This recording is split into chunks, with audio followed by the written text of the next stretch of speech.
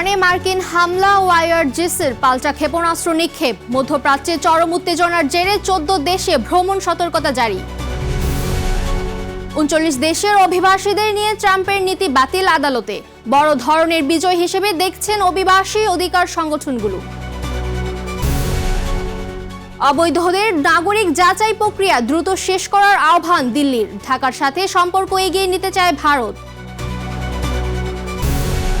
সাহারা মরুভূমিতে ট্রাক বিকল হয়ে তীব্র দাবদাহ ও পানির অভাব, নাইজারের প্রত্যন্ত অঞ্চলে অন্তত 49 যাত্রীর মর্মান্তিক মৃত্যু। এবং অস্থিতিশীলতা কাটিয়ে দ্রুত এগোচ্ছে আমিরাত, 10 লাখ প্রবাসী বাংলাদেশের শ্রমে চাঙ্গা দেশটির অর্থনীতি ও অবকাঠামো।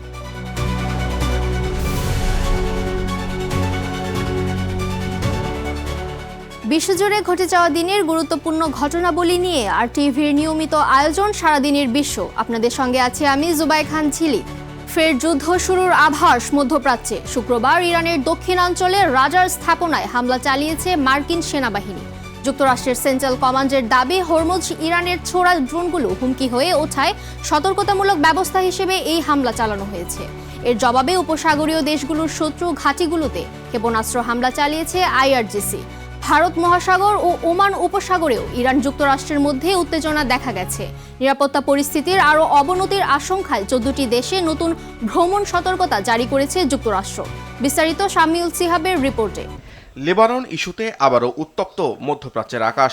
গত 8 এপ্রিল যুক্তরাষ্ট্র ও ইরানের মধ্যে সাময়িক যুদ্ধবিরতির পর শান্তির জন্য দফায় দফায় প্রস্তাব ও পাল্টা প্রস্তাব দিয়ে আসছে দুই দেশ। তবে ইসরায়েলের সহিংসতায় কোনো চেষ্টাই সফল হয়নি। এর মধ্যেই ইরানের দক্ষিণাঞ্চলে রাডার স্থাপনায় হামলার দাবি করেছে মার্কিন সেনাবাহিনী। এক বিবৃতিতে মার্কিন সেন্ট্রাল কমান্ড দাবি করে, হরমুজের দিকে ছোড়া ইরানের 4টি ড্রোন তারা ভূপাতিত করেছে। ইরানের ছোড়া ড্রোনগুলো আঞ্চলিক নৌযান চলাচলে হুমকি হয়ে উঠছিল দাবি করে সেন্টকম জানায়, পরবর্তী হামলা ঠেকাতেই গরুক ও কেশম আইল্যান্ডে উপকূলীয় নজরদারি রাডার স্থাপনায় এই হামলা চালানো হয়েছে। পাল্টা জবাবে উপসাগরীয় দেশগুলোর শত্রু ঘাঁটিগুলোতে অ্যারোস্পেস মিসাইল দিয়ে হামলা চালিয়েছে ইরানের Islamic Revolutionary Guard Corps IRGC. Kuwait জানিয়েছে তাদের বিমান প্রতিরক্ষা ব্যবস্থা ক্ষেপণাস্ত্র ও ড্রোন হামলা প্রতিহত করেছে এবং বাহরাইনে বিমান হামলায় সাইরেন বাজানো হয়েছে।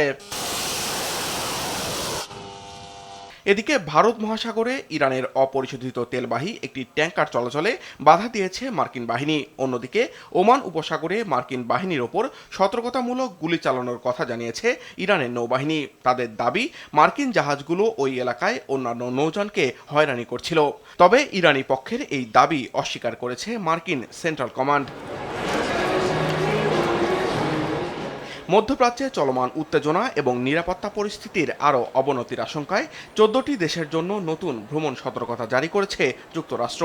একই সঙ্গে ওইসব দেশে অবস্থানরত মার্কিন নাগরিকদের সর্বোচ্চ সতর্কতা অবলম্বনের পরামর্শ দিয়েছে ওয়াশিংটন। সামিউল শিহাব, আরটিভি।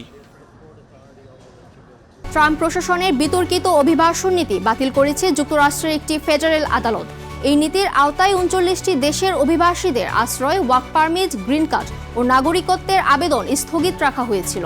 রায়ে আদালত জানায়, এই সিদ্ধান্ত আইনের সঙ্গে সামঞ্জস্যপূর্ণ ছিল না।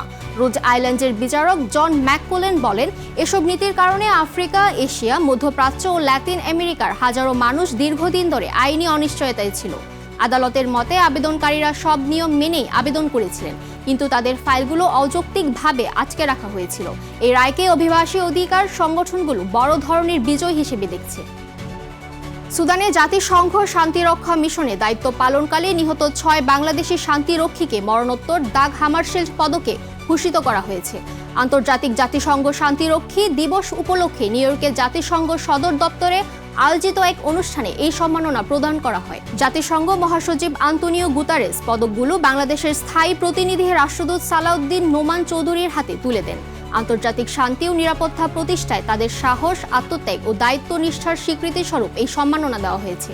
চলতি বছরে বিভিন্ন দেশের মোট 68 জন শান্তিরক্ষীকেও মরণোত্তর এই পদকে সম্মানিত করা হয়। ভারতে অবৈধভাবে অবস্থানকারী ব্যক্তিদের নাগরিকত্ব যাচাই প্রক্রিয়া দ্রুত সম্পন্ন করতে বাংলাদেশের প্রতি আহ্বান জানিয়েছে ভারত। শুক্রবার নয়াদিল্লিতে ভারতীয় পররাষ্ট্র মন্ত্রণালয়ের সাপ্তাহিক ব্রিফিংয়ে এসব কথা বলেন মন্ত্রণালয়ের মুখপাত্র রণধীর জয়সওয়াল। তার মতে যাচাই প্রক্রিয়া ত্বরান্বিত হলেও সংশ্লিষ্ট ব্যক্তিদের দেশে ফেরত পাঠানোর কাজ সুষ্ঠু আইনি প্রক্রিয়ায় সম্পন্ন করা সম্ভব হবে। জয়সওয়াল আরও উল্লেখ করেন, ভারত ইতিমধ্যে বাংলাদেশের কাছে এমন অনুরোধ পাঠিয়েছে যার মধ্যে অনেকগুলি প্রক্রিয়াধীন রয়েছে। বর্তমান পুশিন বিতর্ক দুই দেশের দ্বিপাক্ষিক সম্পর্কের উপর কোনো নেতিবাচক প্রভাব ফেলবে কিনা এমন প্রশ্নের জবাবে তিনি বলেন, বাংলাদেশের সঙ্গে সম্পর্ক সামনের দিকে এগিয়ে নিয়ে যেতে আগ্রহী ভারত। পশ্চিমবঙ্গ বিধানসভায় বাংলাদেশের সাবেক প্রধানমন্ত্রী ও বিএনপির চেয়ারপারসন বেগম খালেদা জিয়ার মৃত্যুতে আনা শোক প্রস্তাবের আনুষ্ঠানিক অনুলিপি ও শোক বার্তা পাঠিয়েছে ভারত। গত মঙ্গলবার পশ্চিমবঙ্গ বিধানসভা সচিবালয়ের পক্ষ থেকে অনুলিপিটি ঢাকার উদ্দেশ্যে প্রেরণ করা হয়েছে। পশ্চিমবঙ্গ বিধানসভা সচিবালয়ের প্রিন্সিপাল সেক্রেটারি সুমেন্দ্রনাথ দাস স্বাক্ষরিত এক চিঠির মাধ্যমে এই বার্তা পাঠানো হয়। ঢাকাস্থ বাংলাদেশ উপ হাইকমিশনারের কাছে পাঠানো এই চিঠিতে মরহুমার নিকটাত্মীয় ও পরিবারের কাছে পৌঁছে দেওয়ার জন্য বিশেষভাবে অনুরোধ জানানো হয়েছে। এর আগে ৩ ফেব্রুয়ারি অনুষ্ঠিত বিধানসভার বিশেষ অধিবেশনে স্পিকার রথীন্দ্রনাথ বসু তার শোক বার্তায় প্রয়াত বেগম খালেদা জিয়াকে শ্রদ্ধা জানিয়ে স্মৃতিচারণ করেন। ভারতের উত্তর পূর্বাঞ্চলীয় রাজ্য অরুণাচল প্রদেশে একসঙ্গে 15টি মসজিদ সিলগালা করে দিয়েছে বিজেপি পরিচালিত রাজ্য সরকার। শুক্রবার এ তথ্য জানিয়েছে ভারতীয় সংবাদ মাধ্যম এনডিটিভি। এর আগে অবৈধ বসতি স্থাপন ও জনসংখ্যার কাঠামোগত পরিবর্তনের বিষয়ে আন্দোলন করে অরুণাচল প্রদেশের ইন্ডিজেনাস ইউথ অর্গানাইজেশন নামের একটি যুব সংগঠন। তাদের আন্দোলনের পরই এমন সিদ্ধান্ত নেয় রাজ্য সরকার। এমন ঘোষণার পর বড় ধরনের বিতর্কের জন্ম দিয়েছে বিষয়টি। সাহারা মরুভূমিতে তীব্র দাবদাহ ও পানির অভাবে অন্তত 49 জন যাত্রী তৃষ্ণায় মারা গেছেন। আফ্রিকার দেশ নাইজারের উত্তরাঞ্চলের একটি প্রত্যন্ত মরুভূমি এলাকায় গাড়ি বিকল হয়ে এই মর্মান্তিক ঘটনা ঘটে। নাইজারের আগাদেশ প্রদেশের গভর্নর কার্যালয় থেকে দেওয়া এক আনুষ্ঠানিক বিবৃতিতে জানানো হয়েছে, মারা যাওয়া ব্যক্তিরা মালির একটি ধর্মীয় উৎসব শেষ করে ট্রাকে করে বাড়ি ফিরছিলেন।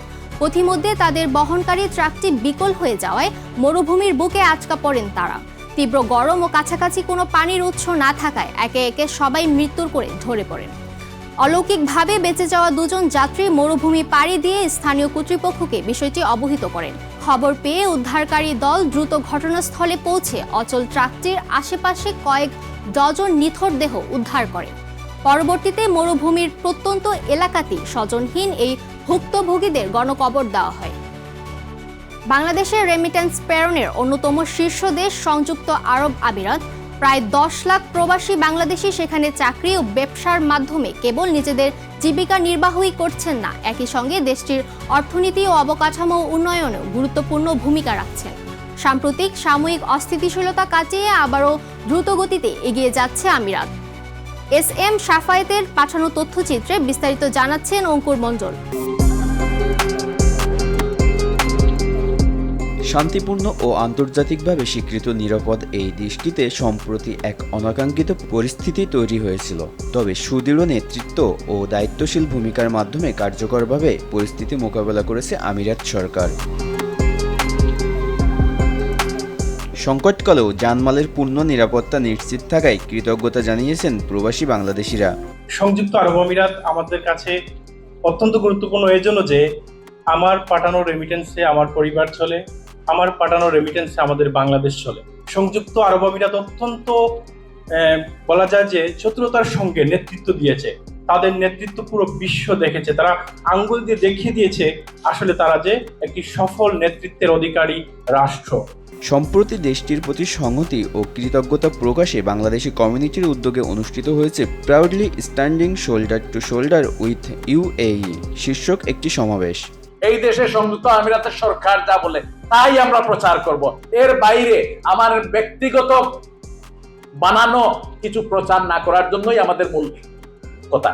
আমিরাতের সঙ্গে কূটনৈতিক সম্পর্কের পাশাপাশি দ্বিপাক্ষিক বাণিজ্যিক সহযোগিতা আরও জোরদার করা গেলে তা প্রবাসীদের বিদ্যমান ভিসা জটিলতা নিরসনে কার্যকর ভূমিকা রাখতে পারে বলে মনে করছেন সংশ্লিষ্টরা।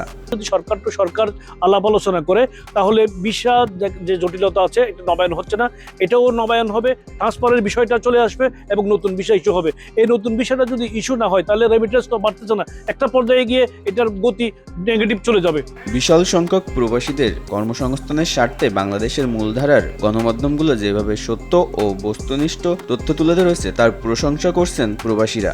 মধ্যপ্রাচ্যের সর্বোচ্চ হামলা হয়েছে আমিরাতে, কিন্তু আমরা এটা কিন্তু ঠিকও পাইনি যে এখানে আসলে কি হামলা হয়েছে, বা যেসব জায়গাতে হামলা হয়েছে সেই জায়গায় কিন্তু কোনো আমরা কিছু দেখতে পাইনি।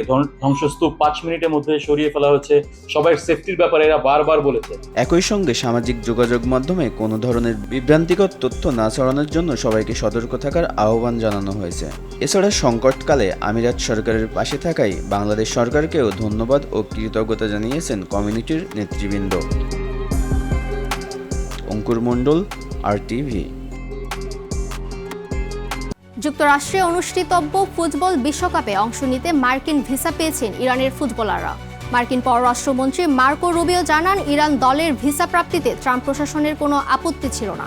তবে খেলোয়াড়দের আলারে IRGC বা কোনো বিতর্কিত গোষ্ঠীর সদস্য যেন প্রতিনিধি দলের প্রবেশ করতে না পারে সে বিষয়ে কড়া নজরদারি রাখা হয়েছে। যুক্তরাষ্ট্রের দেওয়া নিষেধাজ্ঞার কারণে কিছু জটিলতা থাকায় ইরানি দল মার্কিন মুলুকে ম্যাচ খেললেও তাদের আবাসন বা ক্যাম্প হবে মেক্সিকোতে। এর আগে ইরান ইসরায়েলের যুদ্ধের কারণে গত মার্চে ইরানের ক্রীড়ামন্ত্রী বিশ্বকাপে অংশ না নেওয়ার কথা বলেছিলেন। তবে এপ্রিলের শুরুতে যুদ্ধবিরতি কার্যকর হওয়ার পর ফিফা সভাপতি জান্নি ইনফান্তিনো নিশ্চিত করেন যে ইরান টুর্নামেন্টে অংশ নিচ্ছে। বিশ্বে ভবিষ্যতে এক ভাসমান শহর তৈরির উচ্চাভিলাষী পরিকল্পনা সামনে এসেছে, যার নাম ফ্রিডম শিপ। প্রায় 1 মাইল দীর্ঘ এবং 30 তলা ভবনের সমান উচ্চতার একটি বিশাল জাহাজ নির্মাণের উদ্যোগ নেওয়া হয়েছে। এই জাহাজে একসঙ্গে প্রায় 80,000 মানুষ বসবাস ও ভ্রমণ করতে পারবে। এতে থাকবে আধুনিক হাসপাতাল, school, hotel, shopping centre, stadium, জাদুঘর ও বিনোদন কেন্দ্র সহ নানা সুবিধা। পারমাণবিক শক্তিতে চালিত এই জাহাজটি সমুদ্র পথে সারা বিশ্ব ঘুরে বেড়াবে এবং আন্তর্জাতিক জলসীমায় অবস্থান করবে। এই প্রকল্পটি যুক্তরাজ্য ভিত্তিক একটি পরিকল্পনা ও ব্যবসায়িক উদ্যোগ হিসেবে সামনে এসেছে, যা আন্তর্জাতিকভাবে আলোচনায় এসেছে। প্রকল্পটি বাস্তবায়িত হলে এটি বিশ্বের সবচেয়ে বড় ভাসমান নগরীতে পরিণত হবে। উদ্যোক্তারা জানিয়েছেন, অর্থায়ন নিশ্চিত হলে কয়েক বছরের মধ্যেই নির্মাণ কাজ শুরু করা সম্ভব এবং ধীরে ধীরে সেখানে বসবাসও শুরু হবে। আর এরই সাথে শেষ করছি সারাদিনের বিশ্ব। RTVর সাথে সংযুক্ত থাকুন, মতামত জানান RTVর সামাজিক যোগাযোগ মাধ্যমগুলোতে।